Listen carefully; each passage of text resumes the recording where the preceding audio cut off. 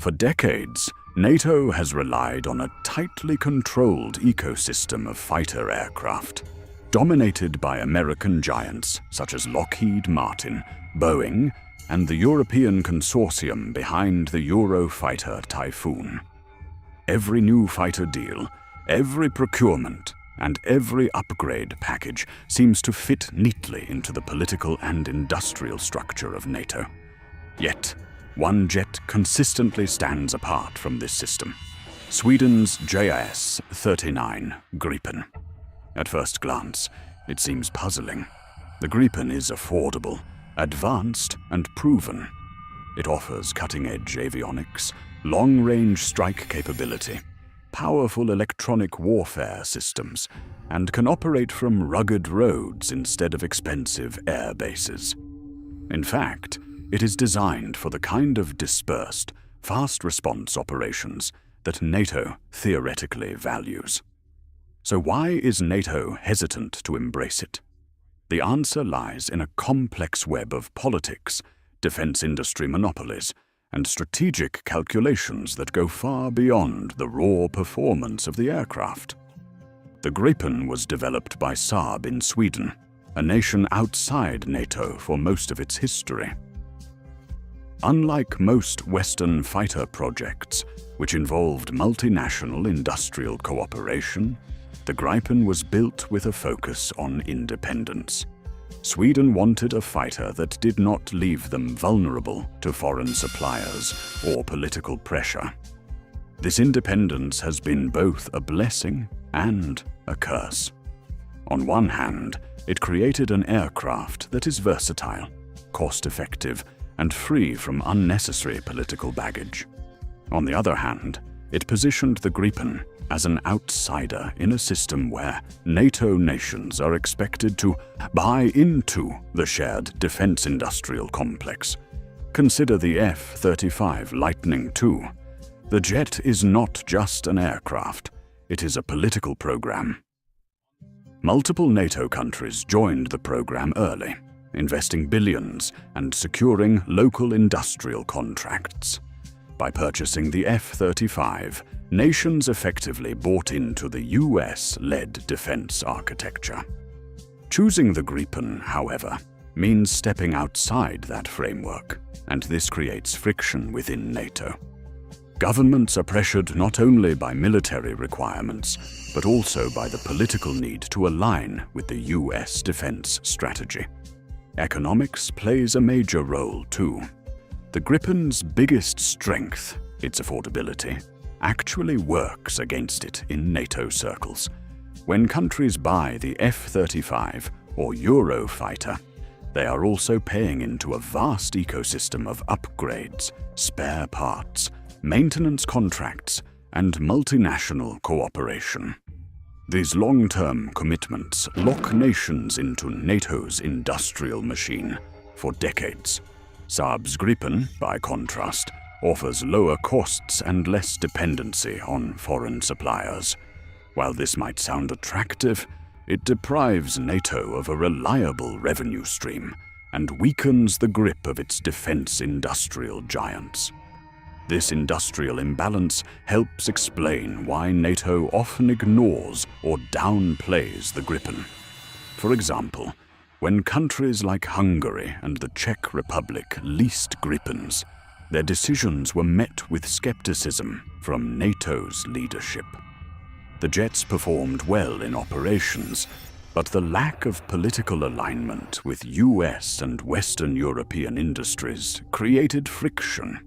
In other words, the Gripen's greatest asset, being independent and low cost, is also its greatest liability in a system built on profit sharing and dependency.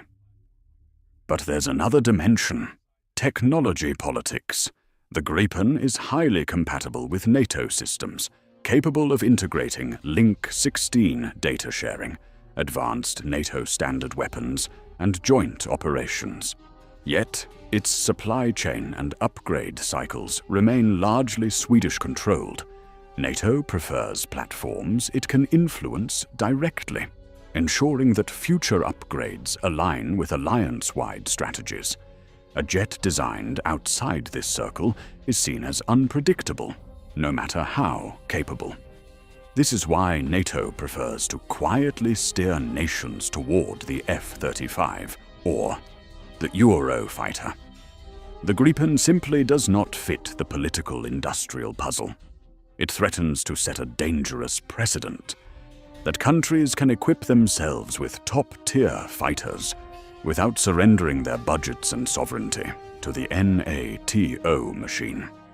So when NATO says it doesn't want the Gripen, it's not about the jet's combat capability. It's about power, politics, and money. The Gripen proves that a small country can build a world-class fighter on its own terms, and that idea alone is threatening enough to NATO's structure. And yet, despite NATO's reluctance, the Gripen continues to win admiration around the world.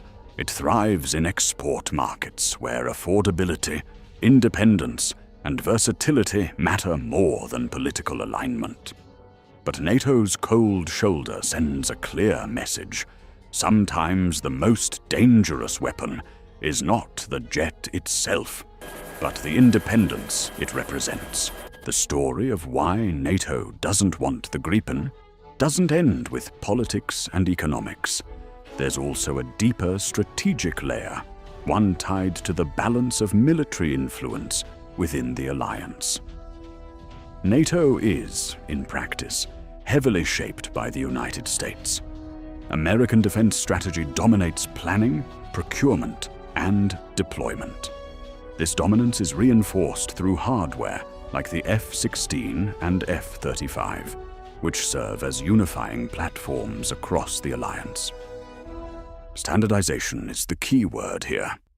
NATO wants its members to fly the same jets, use the same weapons, and operate within the same logistical systems. That's what gives NATO its cohesion on the battlefield.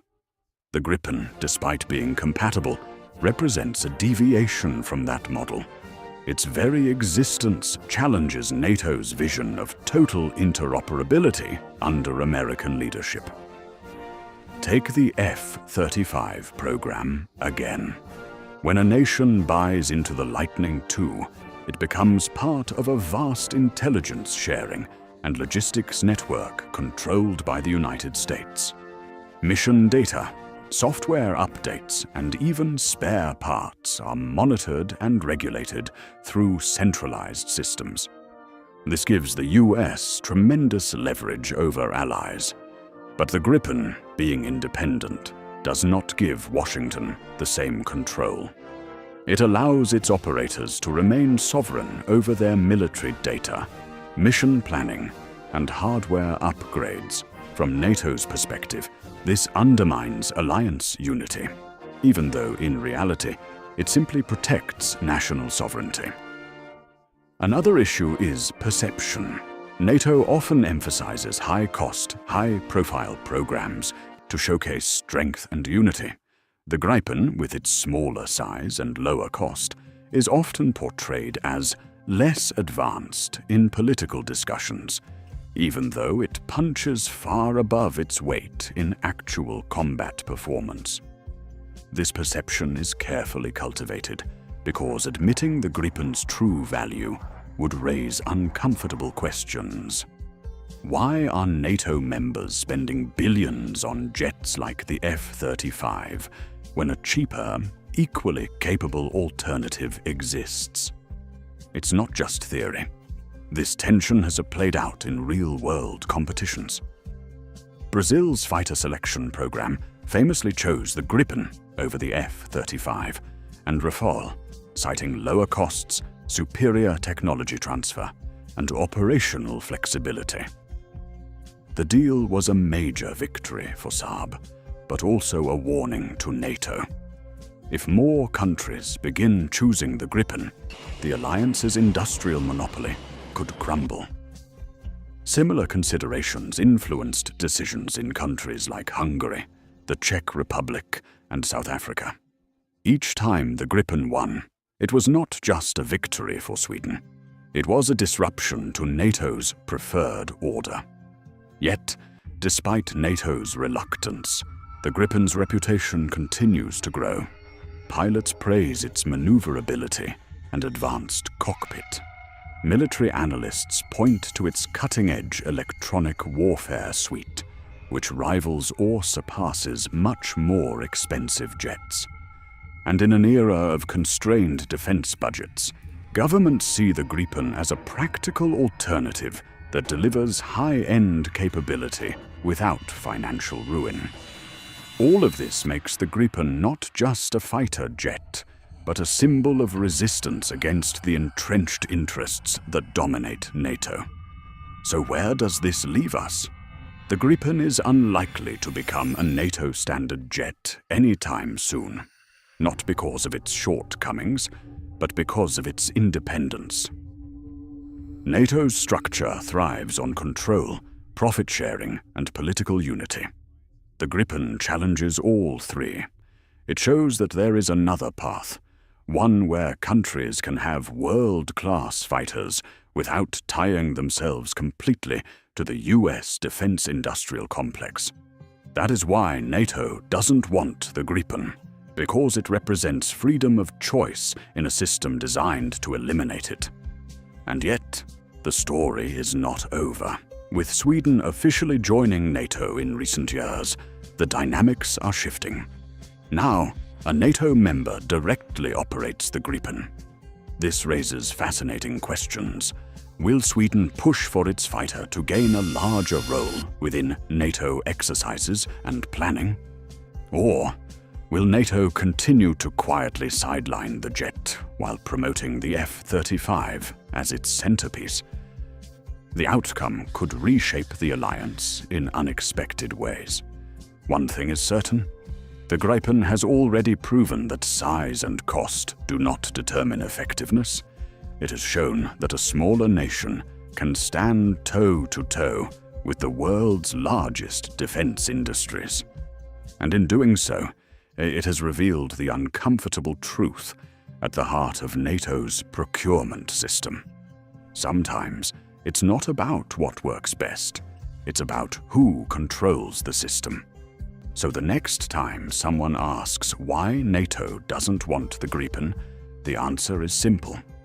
It's not because the jet isn't good enough. It's because it's too good and too independent for a system built on dependency.